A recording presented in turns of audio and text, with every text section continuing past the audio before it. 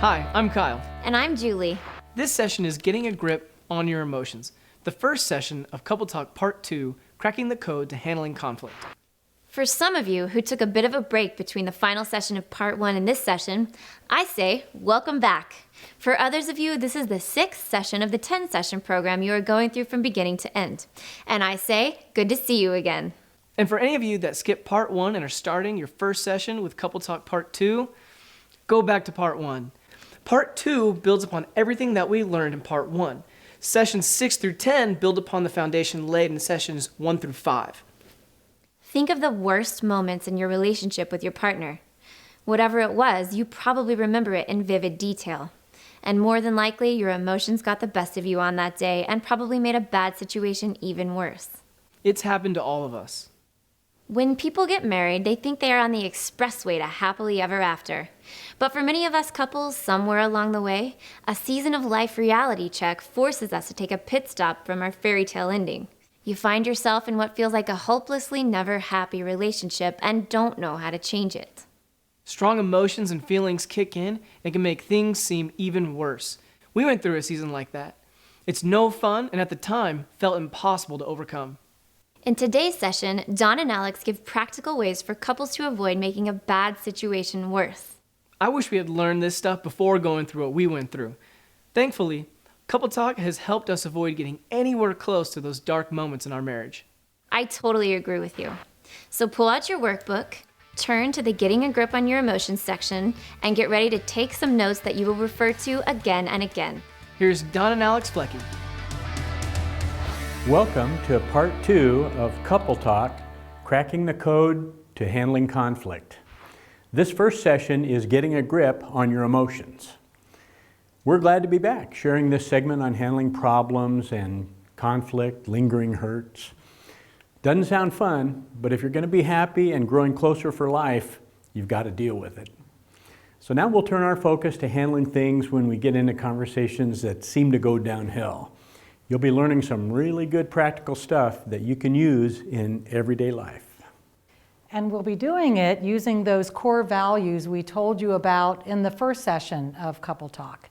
Remember, there was being open and honest with our partner, but also being caring and compassionate. And then finally, that third value was commitment, which means commitment to the relationship. What I want as an individual or what Don wants as an individual is not as important as what our marriage needs. So with those values and with scripture to guide us, we'll be walking through some issues, perhaps some hurt feelings, forgiveness and apology as we crack the code to handling conflict. But remember, it's practice that leads to new behaviors and new habits. So be ready to practice, just like Part 1. Everything you learned in Part 1, you'll be using in Part 2. You remember in Trading Places, Session 1, you learned how to look at things from your partner's point of view.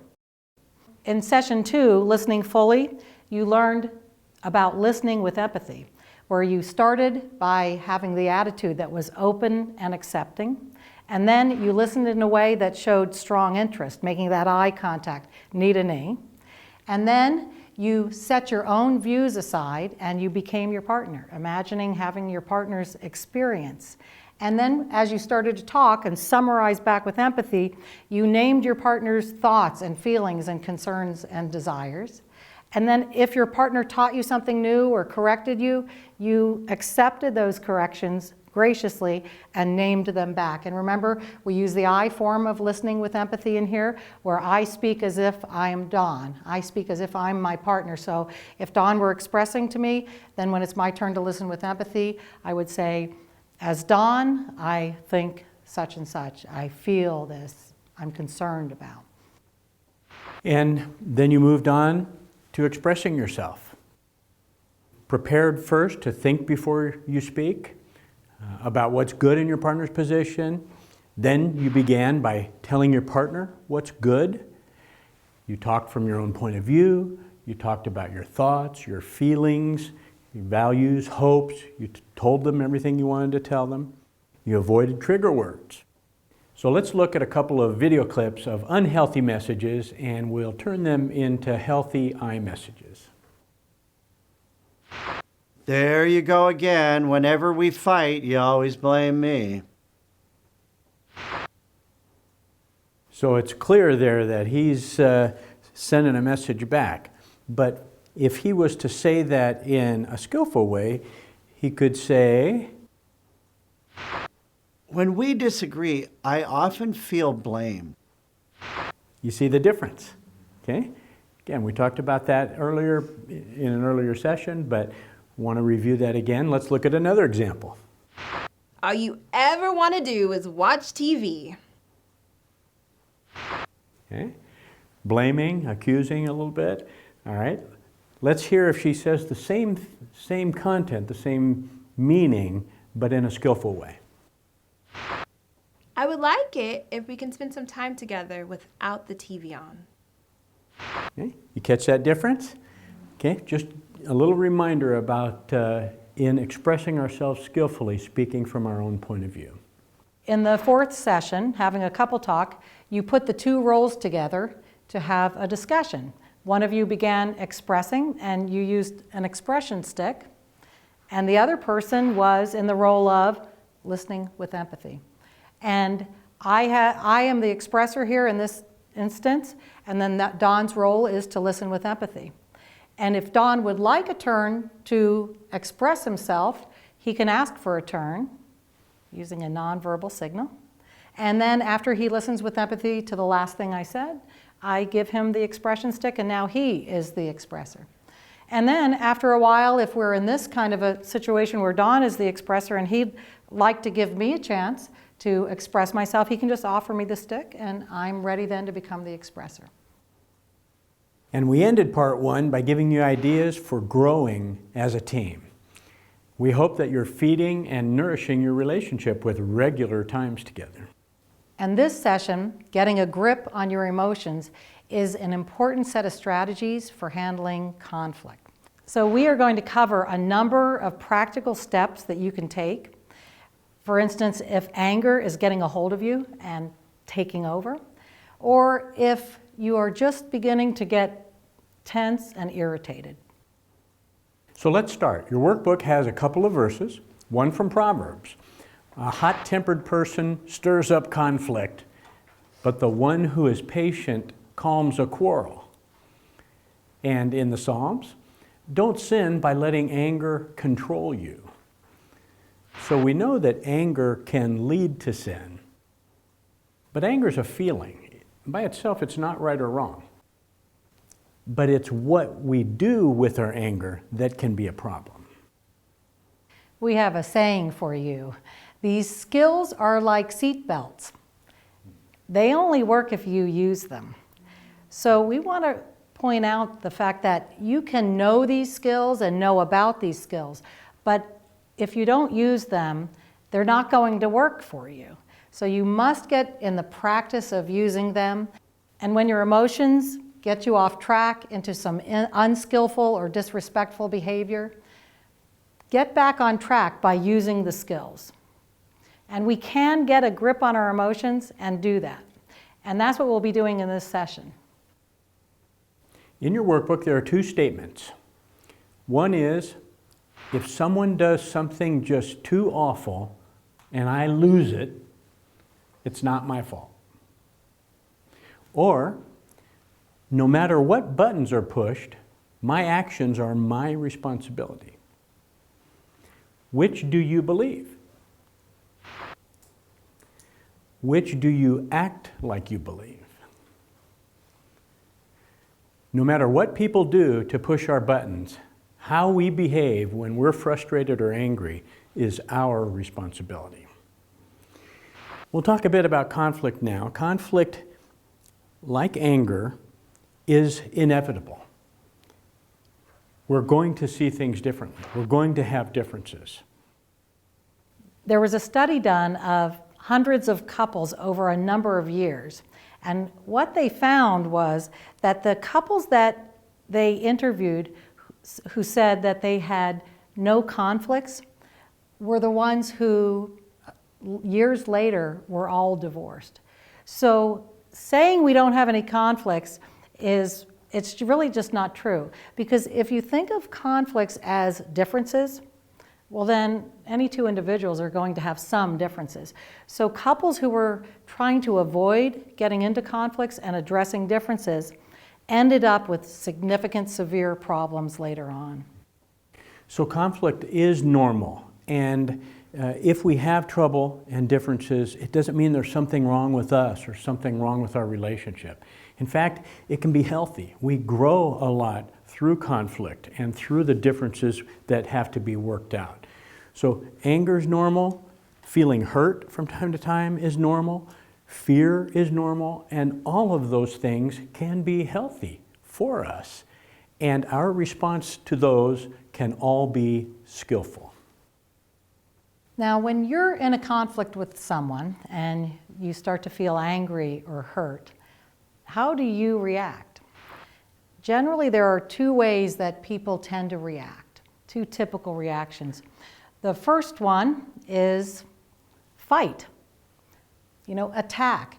Can't let that issue go, have to deal with it right now. I am an attacker. Yes, she is. Yes. And others, on the other side of the spectrum, take the flight mode. They want to avoid. It's sort of like this, can't we just get along? We're getting along well, let's not talk about it. It feels too uncomfortable, it'll bring up problems.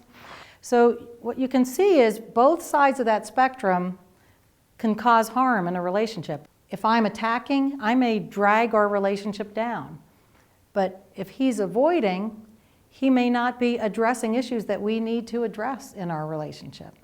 So no matter what side of the spectrum you might find yourself falling on, you can use these techniques you'll learn in this session.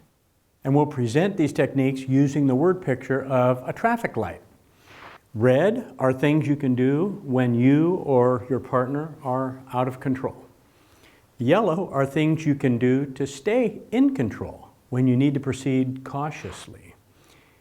And green is when the conflict is over to get back on track more quickly. So first, getting a grip when you're in the red zone. What is the red zone? That's when one or both of you can no longer stay skillful. And we'll use that word skillful as we're describing these techniques and skills. But think about how you express yourself when you are very, very angry and out of control with your anger. It's those you messages, it's the attacks perhaps, it's those judgmental, disrespectful words. It can also be wanting to run and avoid. So when you're in the red zone, it could be one of those two things happening. So recognize those signs when you're in the red zone.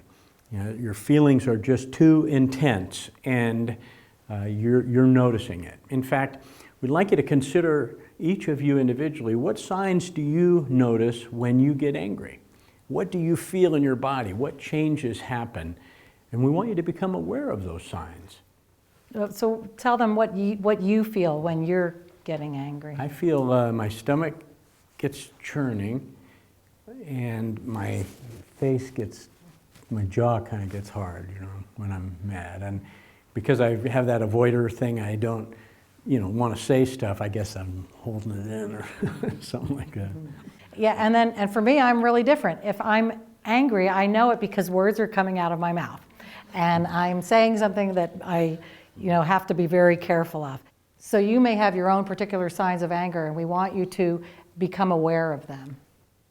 So red zone is when you're flooded and there's so much emotion that you're not sure that you are going to be able to behave in the way that you should. And here's what you do when you find yourself in the red zone. You take a time out. And research verifies the wisdom of taking a break. when you are in this red zone of being flooded with anger.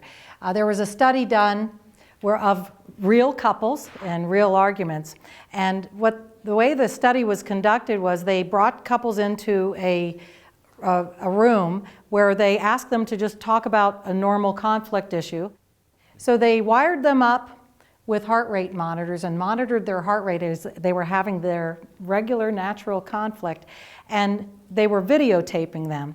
And when their heart rate got above a certain point, I think it was 10% above normal heart rate, that half of the couples were stopped and told, you know what, our videotape machine broke down. Sorry about that. Just read some magazines here or talk about other things, but don't talk anymore about your conflict. And they gave them about a 30-minute break until their heart rate went down to normal. And then they came back in and they said, you know what, our videotape machine is fixed, so go ahead and resume your discussion.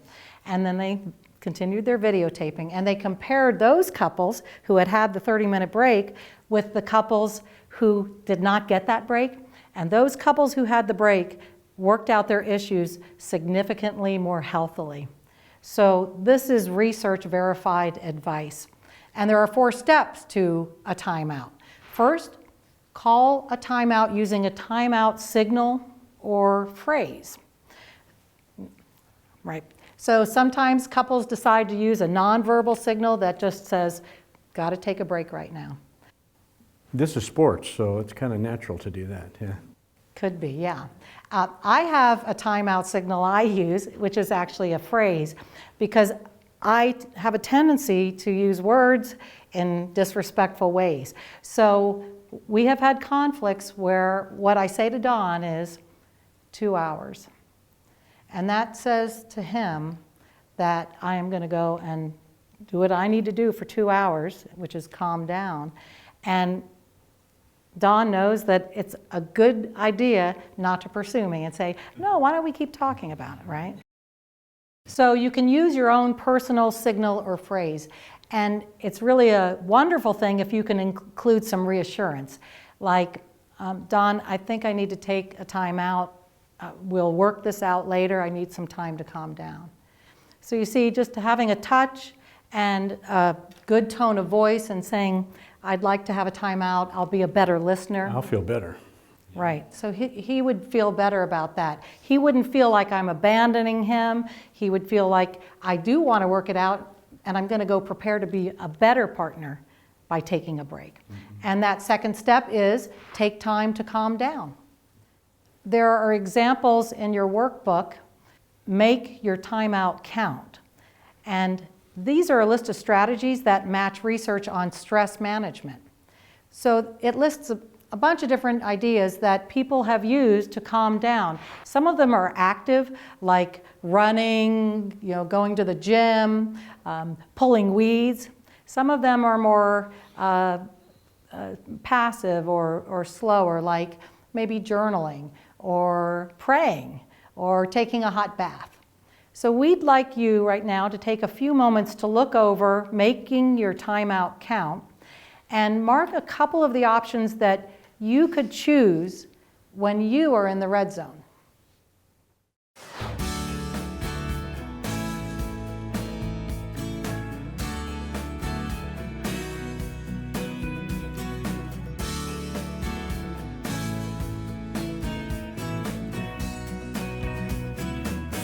Time's up. Excellent job. Let's turn back towards Don and Alex.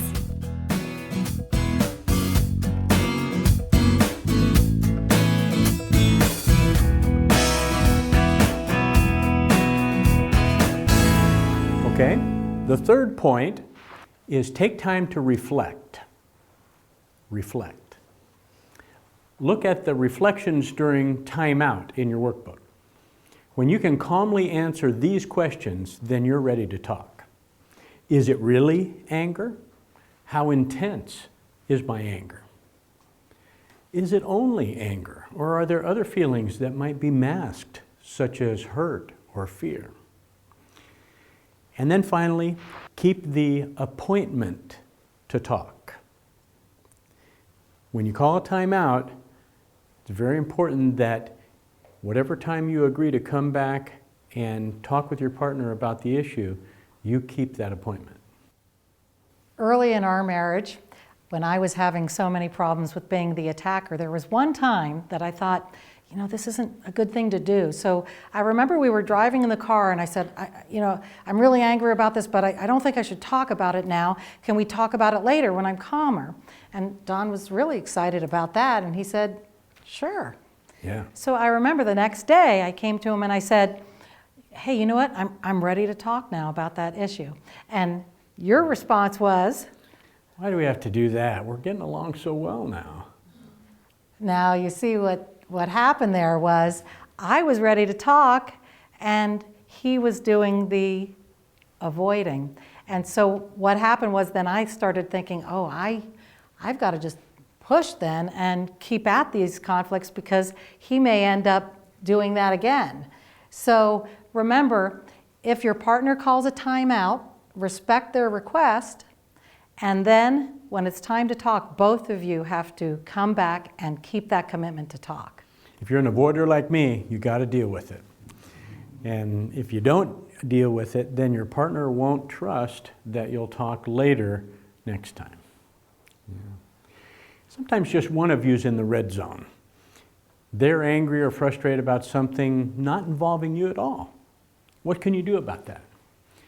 In Galatians, it says, carry one another's burdens.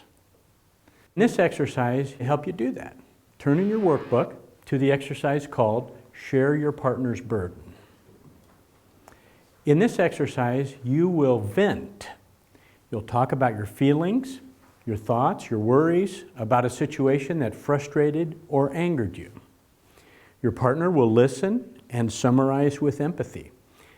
And your partner will not do any fixing, no solutions, no giving of opinions, no commenting or asking questions.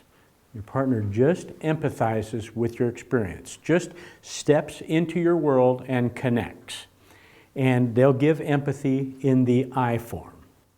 Now, the topic that you will choose for this exercise cannot involve your partner directly and cannot involve your partner's blood relative. So that means you cannot vent about your father-in-law or your brother-in-law, and you cannot vent about your children. So we're going to do a demonstration now, and Don has something he's going to vent about. It has nothing to do with me. I probably wasn't even there, and he's going to vent, and I'm going to listen with empathy. We'll do a few turns, and then have you do this exercise. Okay. And I'll be venting, so I'll hold the expression stick. I just want to vent a little bit about something that happened just the other day. I pride myself on being a guy who can find my way anywhere and knows where I'm at all the time. And I was driving, and because of some construction, I missed a turn and went the opposite direction from where I was supposed to go. And I didn't realize it for quite a while, went probably 10 miles out of the way. It happened to be a time when I was in a hurry and needed to get somewhere. So as Don, I am a really good driver, and I know my way around really well. The kids even still call me up and say, how can I get somewhere? And I have to give them directions really quickly. And so I was on the freeway, and what happened was there was some construction in the way, and there were some signs that somehow maybe were out of place, and so I ended up not where I was expecting to go. Yeah, I made a wrong turn and ended up going like 10 miles out of the way when I was under pressure for time and needed to be somewhere. And then I had to turn around and go back the other 10 miles just to catch where I had missed the turn, and was late to where I wanted to go. And that was really a frustration for me on a bunch of levels. So as Don, I went out of my way, and then I had to find my way back, and it made me late, and I was really frustrated, and part of it is because I am never somebody who has this happen to this kind of thing happen to them. And so here I am coming in and saying, I got lost, I got mixed up, and And so there's a bit of an ego hit here because, I'm capable. This is my area of expertise, and I really fouled up. Yeah, you got it. That's right. I expect to do better than that, and when I didn't, it was embarrassing, and having to be late was embarrassing as well. So as Don, I ended up feeling embarrassed because this is just not an area I'm weak in, and so that was a real frustration. Yeah, thanks. Good. Okay, so you saw Don demonstrate one side, and then it would be my turn to then take the expression stick and vent about something that was frustrating me. So now it's your turn. We want you to choose a topic, and each of you will vent to the other. And we would like you to turn your chairs so that you're facing each other knee to knee, and we'll let you know when we're halfway through. We'll let you know when there's a minute left, and the music will come up as it's time to return to the group. Ready, go. All right, let's take a moment to practice what we've learned. Turn and face each other so you're knee to knee. Go to the page numbers shown on the screen and begin the exercise.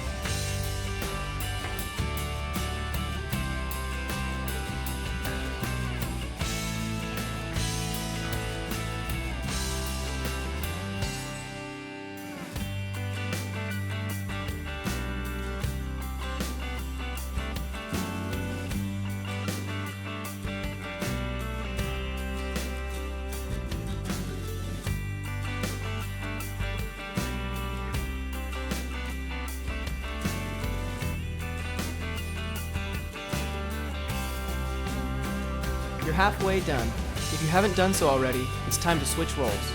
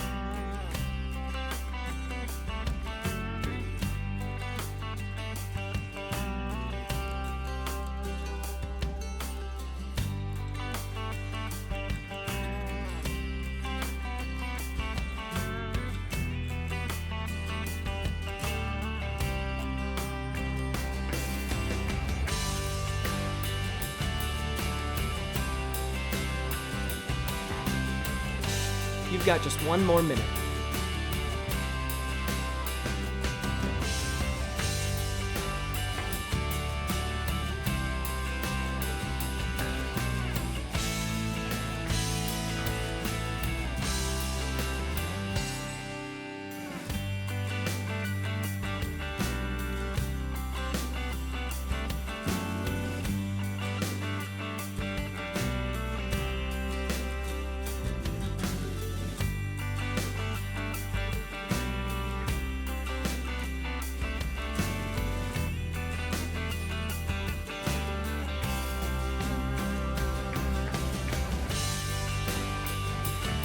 Time to return to the group.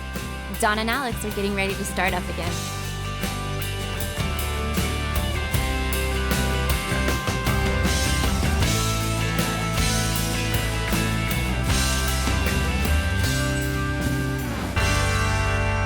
Okay, we're going to have you go into your workbook and reflect on a couple of questions.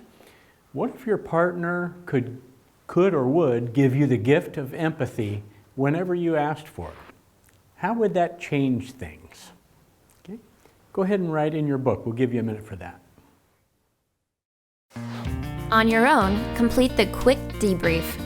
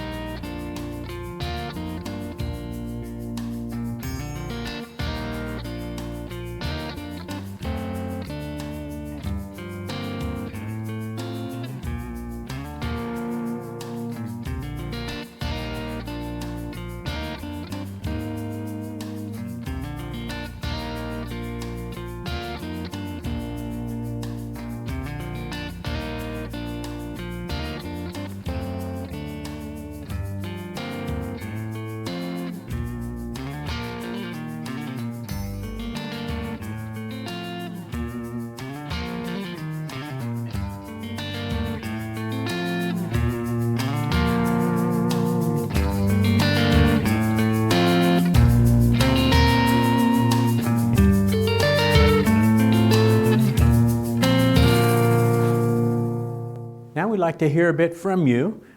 How was this venting exercise? How'd that go?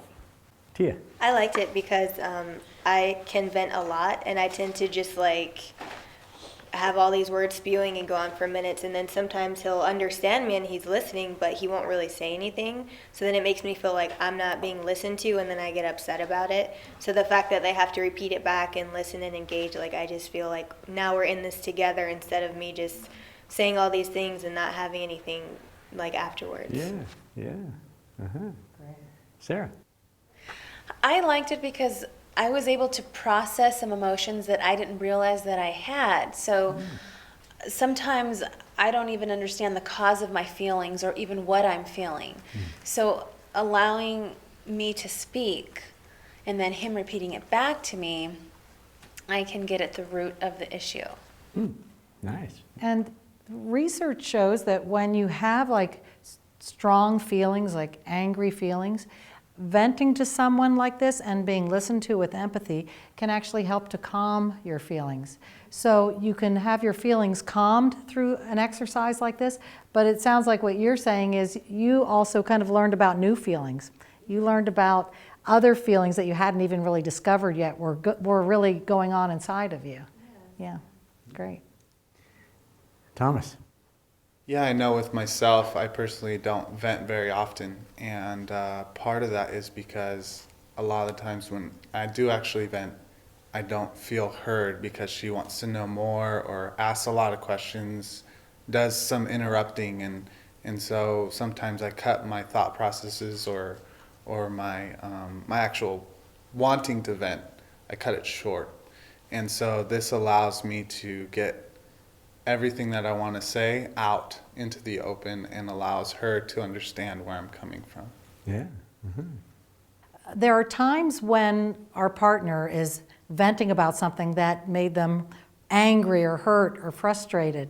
And it's really difficult to listen and not try to comfort them or give them advice.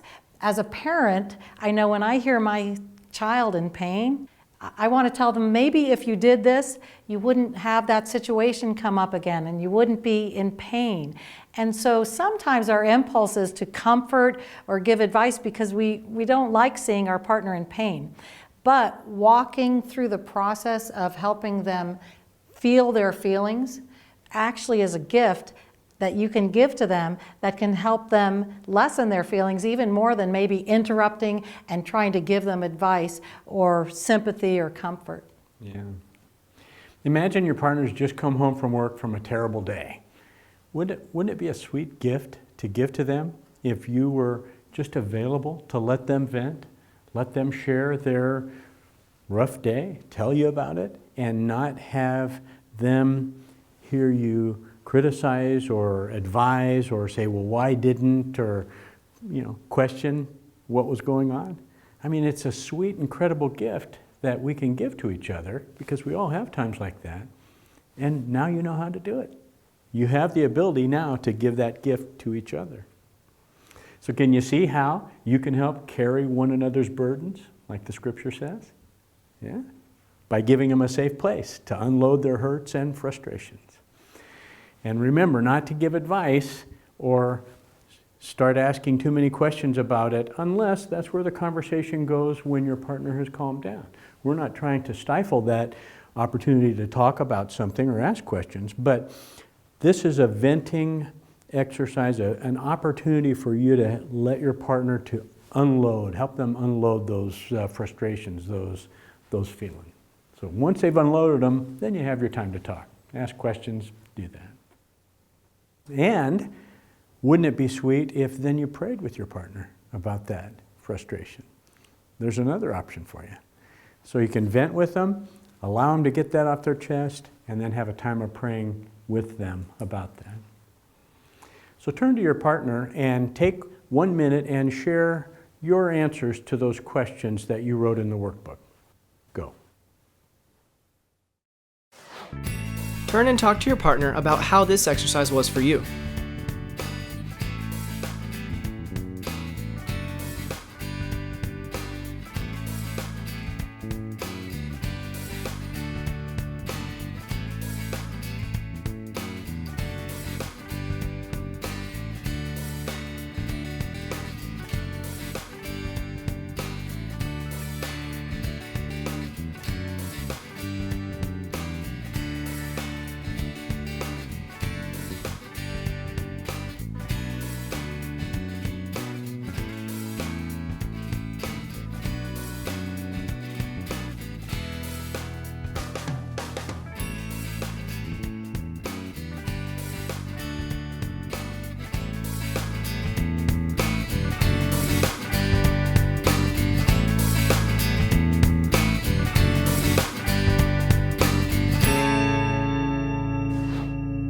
we're going to turn to another important time when you need to get a grip on your emotions. And this is when you are in the yellow zone. And that is a time when you feel things getting tense or you're irritated and you want to proceed cautiously. So what do you do when you find yourself in the yellow zone? You're getting frustrated inside and irritated, and you have this idea that things may not go so well right now. If we don't do something, our conversation might be going downhill. Well, the first thing you can do is let your partner know by using a yellow zone signal or phrase. And what you can do is create a signal between the two of you that lets you know that there's a little bit of irritation going on inside of you. You perhaps are starting to feel a little disrespected, and you both need to kind of proceed real cautiously. So you can even just say, I'm in the yellow zone. You could just use that. A couple of times Dawn and I have used that. I said to you, if you're not out of the shower soon, I'm going to be in the yellow zone. But I actually used, years ago, I used another phrase, and that's the one I use more often. If I find myself in a situation where I'm starting to have trouble managing my emotions, and Don doesn't know it, I'll say to him, Don, I'm feeling short. And he knows that is not a time to tease me, that I'm under 5'4". He knows that means all I want to do is give short answers to you right now, and so it's not a good time to get into something that might be a little sensitive. Let's be alert to being respectful of each other. So when you recognize you're getting irritated, you're in the yellow zone, there are a couple of things you can do. Respect is something we should do for our partners 100% of the time. There's not a time when we should be disrespectful. 24/7, all the time, respect. Even when you feel your partner doesn't deserve it or you're upset with them, be respectful. It's your commitment to the relationship to be respectful all the time, even in conflict. And it's your commitment to God, the way that you treat others, including your partner. So remember, even if you are angry, show respect. Even if you're in a bad mood, show respect. And third, think about when you get tense or irritated. What feeling is inside of you? Are you feeling angry, or is it because you're feeling offended, or you're hurt, or you're feeling devalued in some way? We'll give you a moment to write that feeling that puts you into the yellow zone. Write it down, and that will be your signal to you to become aware of giving your partner this yellow zone signal when you're feeling that feeling. So just take a moment. And let me just tell you, for me, it's hurt. If I'm feeling hurt, I'm in that yellow zone, and it's really a good idea for me to give Dawn that signal. So just take a few moments and write that feeling.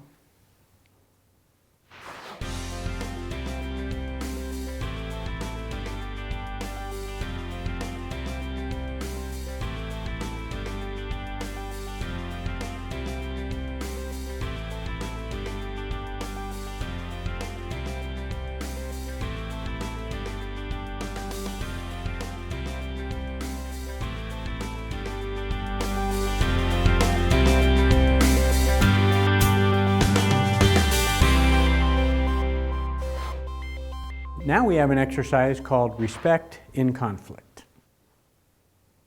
What happens when the two of you have conflict? What things do you do and say to each other? Which of those things help and feel respectful to you, or which of them cause you to feel disrespected?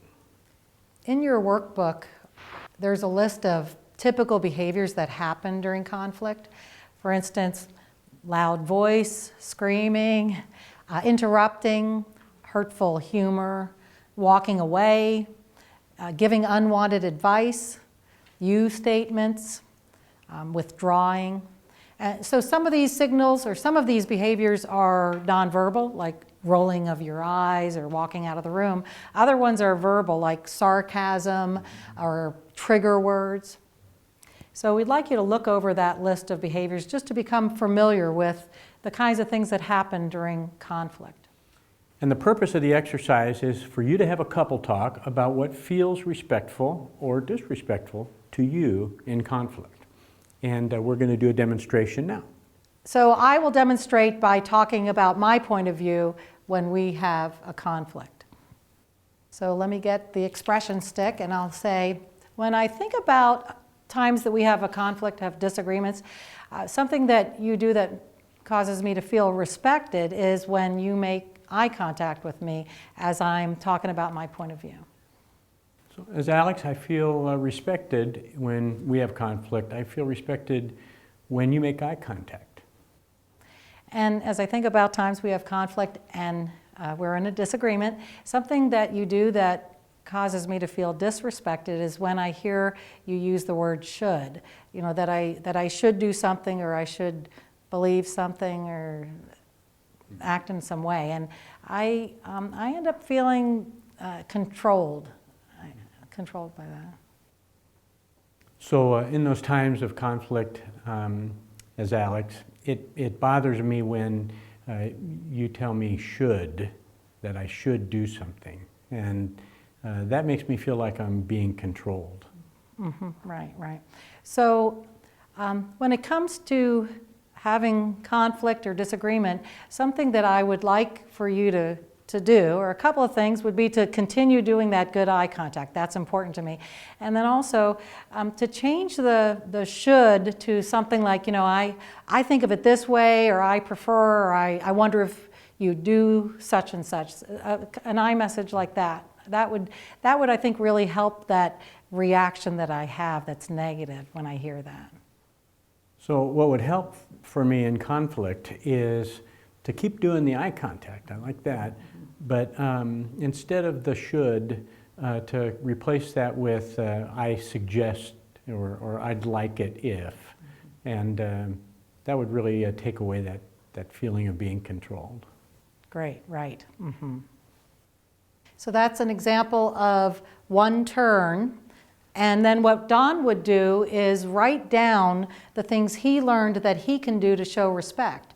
So there's a place in your workbook for him, for your partner, the one who's been listening with empathy, to write down the things they've learned about what to do in the next conflict and in your conflicts to show respect.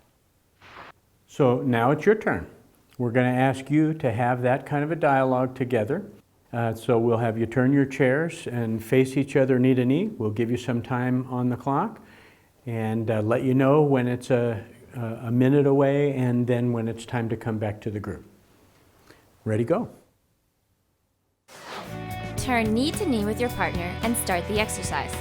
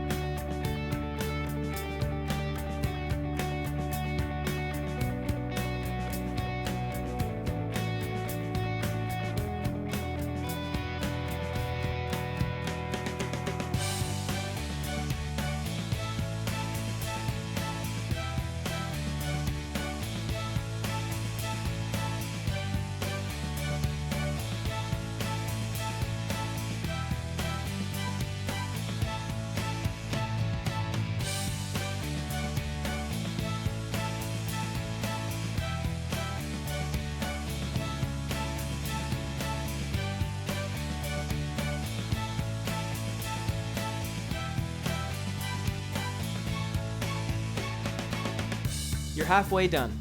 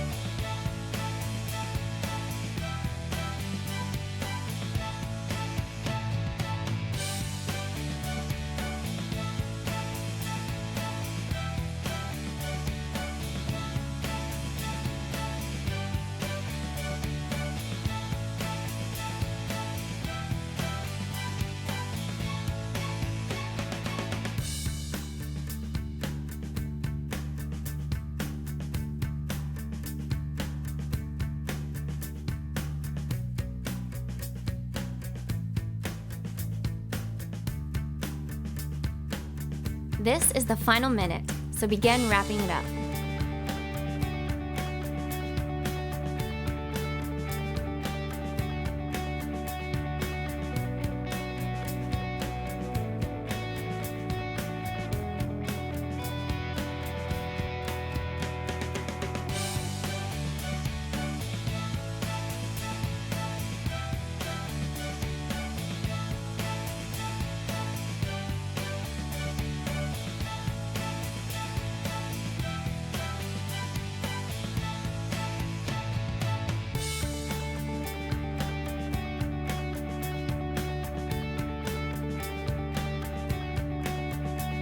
Time to return to the group. We're getting ready to start up again.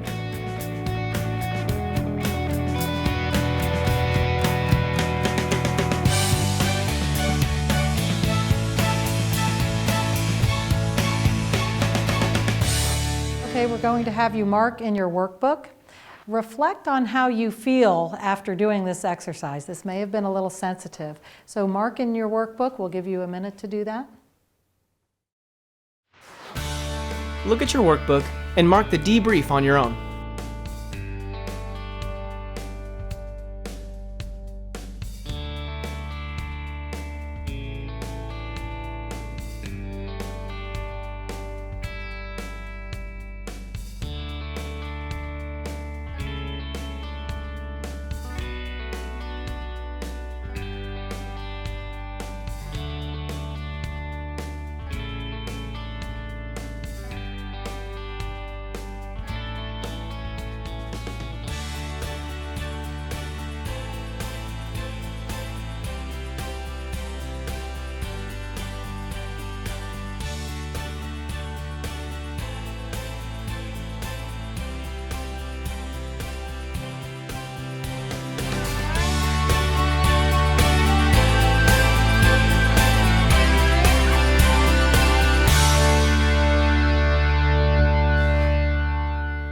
Okay.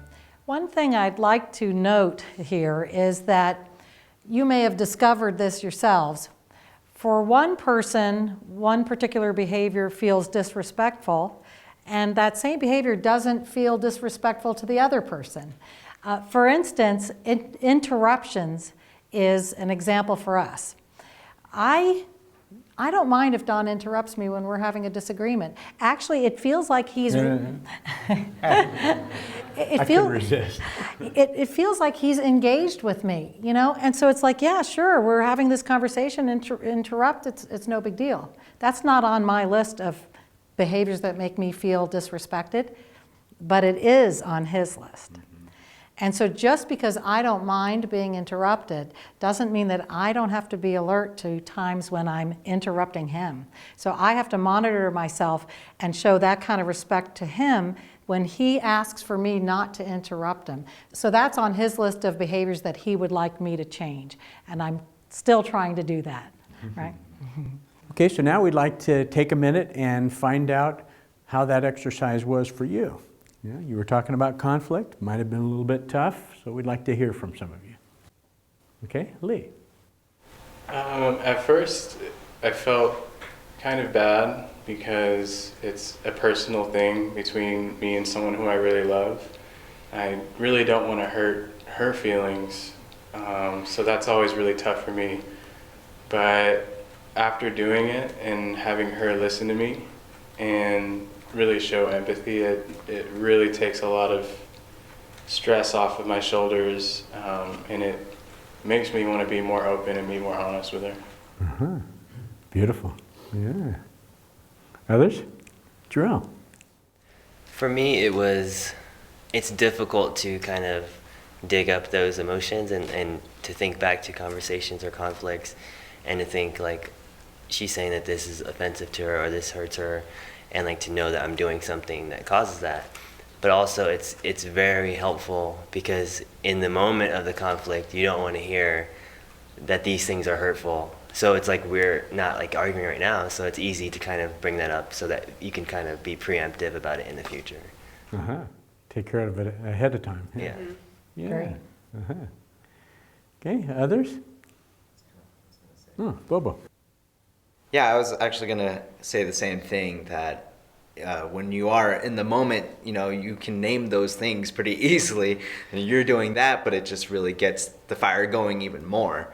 But when we're apart from that, we can really dissect it and talk about it respectfully and identify the things that maybe we didn't even notice, especially looking at this list. It brings up a lot of different things that we weren't aware of.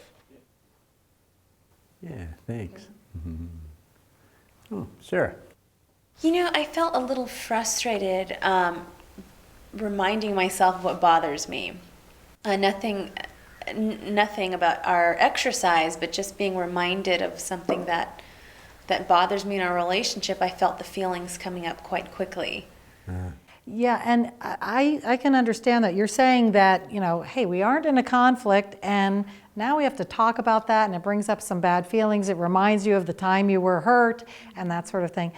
But the good news is that you have identified some things that hopefully then will not cause the negative feelings later when you are in a conflict. So as difficult as this is, it was planned for you to talk about what it's like to have a conflict when you aren't in a conflict. So just take encouragement from that.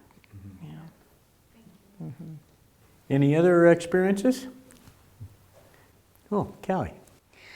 So talking about these behaviors not in an actual conflict really put a lot more weight on them. So in a conflict, I wouldn't feel that my interruption was as bad as it was, but to talk about it not in a conflict, I feel so bad about interrupting him. And so it just, puts more weight on the actual action. Yeah. So it helped you to talk about it when it wasn't in the middle. Yeah. Yeah. Now take a minute and talk to your partner about how that exercise was for you. Ready, go.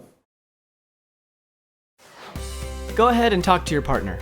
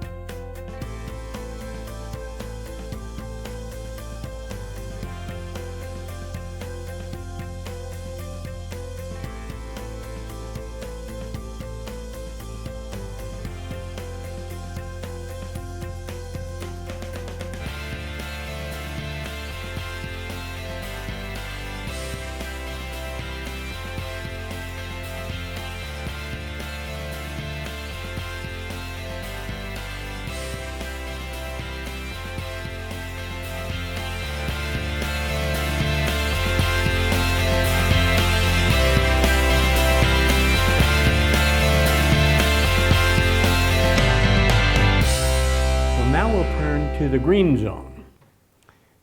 That's when you're feeling calm and you're ready to talk about the issue. Number one is keep talking. Keep your appointment to talk after a timeout. And I'm glad you're the one who is saying that. That's right, yeah. Well, I tried getting away from it and I couldn't do it. So now you have to keep the appointment. Number two, reconnect if you are feeling distant after a difficult couple talk. Sometimes you resolve an issue, but there are lingering negative feelings that are still there. What do you do about that? What you can do is to reconnect and reaffirm your commitment to each other. In your workbook are some statements that you can choose to help you reconnect. For instance, there could be appreciations. You could appreciate your partner's effort at listening to you or at being open during your couple talk.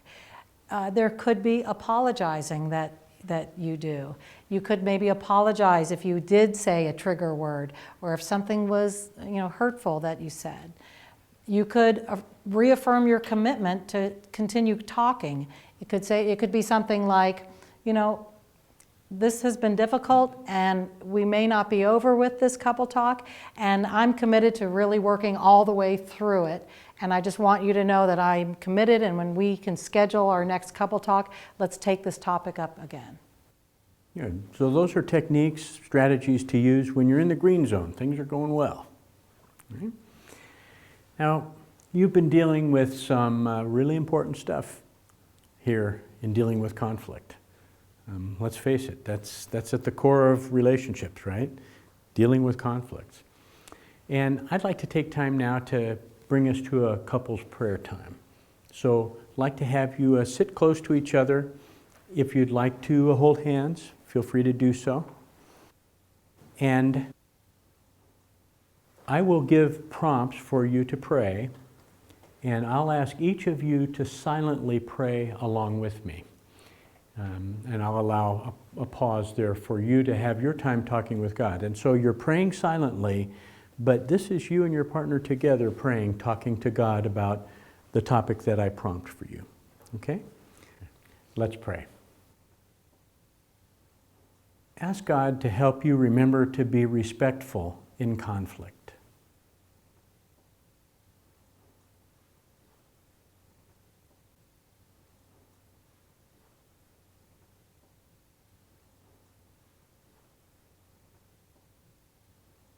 Ask God to help you handle anger in a healthy way.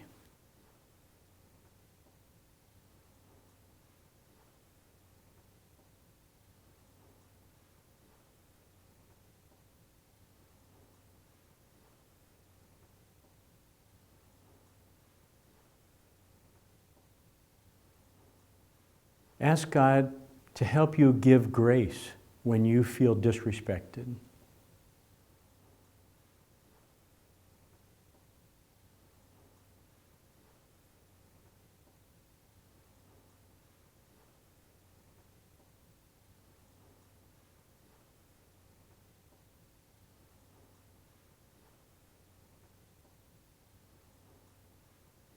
Ask God to help you do the hard work of working through conflicts.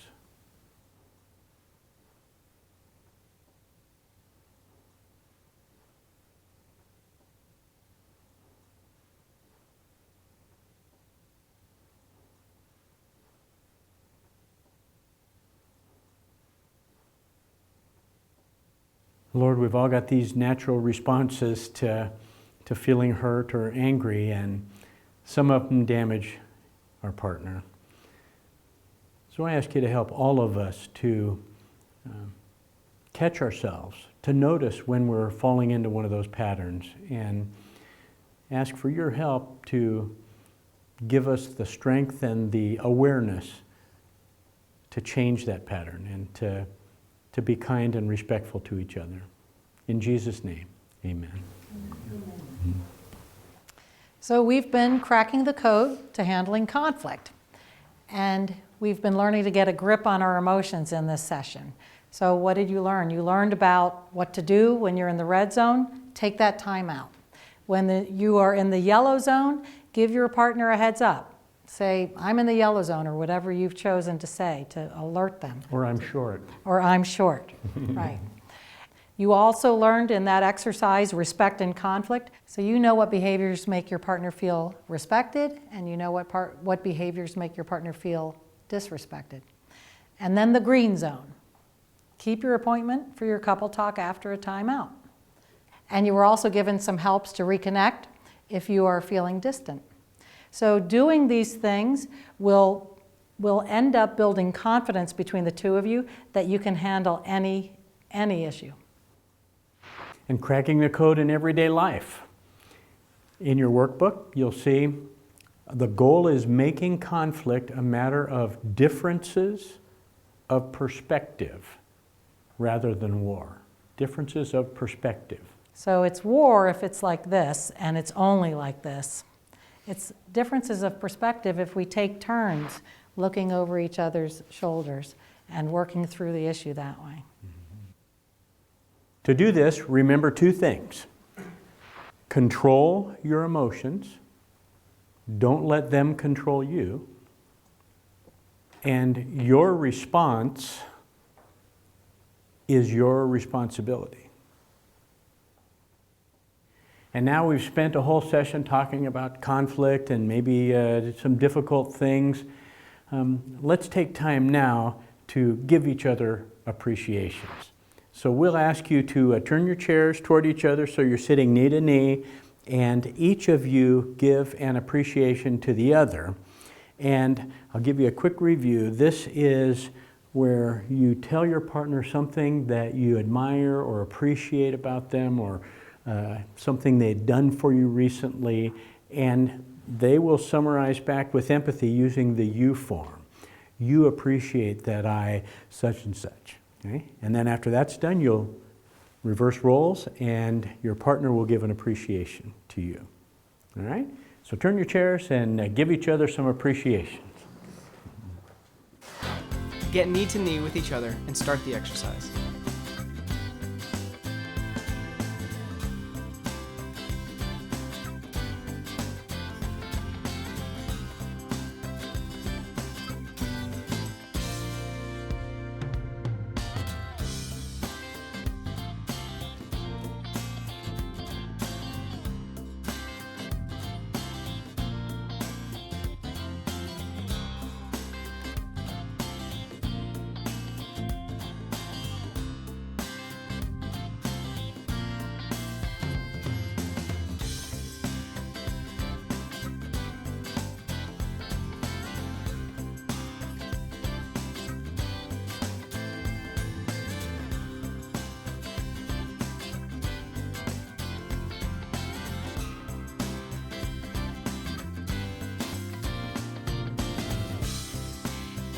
You're halfway there.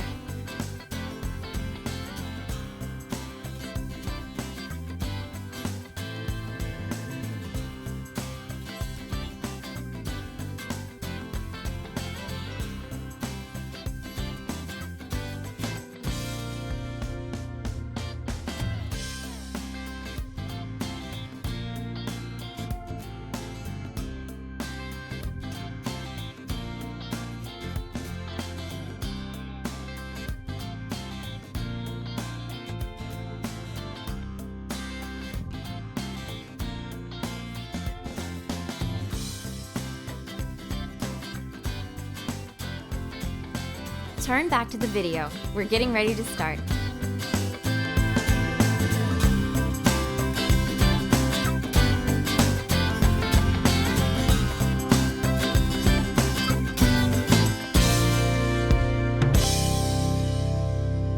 Well, we've begun cracking the code to handling conflict. In this session, you learned about getting a grip on your emotions. And the next session will be digging deeper during disagreements. So we'll see you next time. This session should be a prerequisite for every couple getting married. I absolutely agree with you. To recap, getting a grip on your emotions. When conflict arises, you will find yourself in one of three zones: the red zone, the yellow zone, or the green zone. The red zone is when you find that one or both of you can no longer stay in control of your emotions. You might be yelling, you might be making accusations, or you might be holding it all in. But it is definitely a time for a timeout. By having an agreed upon signal or phrase, this lets your partner know that you need some time to cool down. It also reassures your partner that the issue will be talked about, but later, when you've been able to get your emotions in check. The yellow zone is when you feel things getting tense and there is a potential for damage to occur. Having a signal or a phrase can quickly alert both of you to be careful in what you're saying, to be sensitive, and to listen. Basically, it helps you remember to be respectful. One way to show respect is to identify trigger words that can cause heated discussions to escalate. Use different words instead. The green zone is when you're feeling good and you want to talk about the issue or finish a couple talk. Make sure that you don't leave a couple talk feeling unfinished or with negative feelings. Be sure to say some positive things to affirm your partner and their relationship. Whew, there was a lot of territory covered in that session. I know, but it was all good information. And if you haven't already, be sure to sign up for Couple Talk on the go at CoupleTalk.com. You can get short, helpful reminders and insights sent to you by text or email or both. They seem to come at the right time. It's really kind of weird how timely they are. Do that. Check out the Making It Real section of your workbook between now and next session. And we'll see you next time when we go through digging deeper during disagreements. Catch you later.